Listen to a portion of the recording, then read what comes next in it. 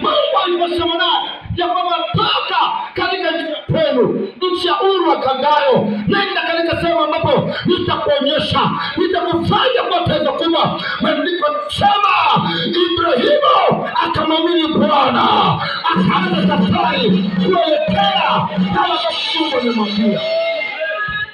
Imani inakufanya unakuwa rafiki wa Mungu. Sema amen. Pokea imani kwa jina la Yesu. Nasema pokea imani kwa jina la Yesu. Sababu ya tatu, pasipo imani haiwezekani kupokea kitu kwa Mungu. Hebu tuseme wote.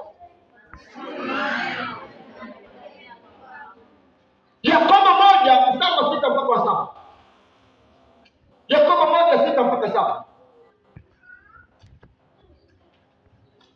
Yakobo 1:6-7. Naam.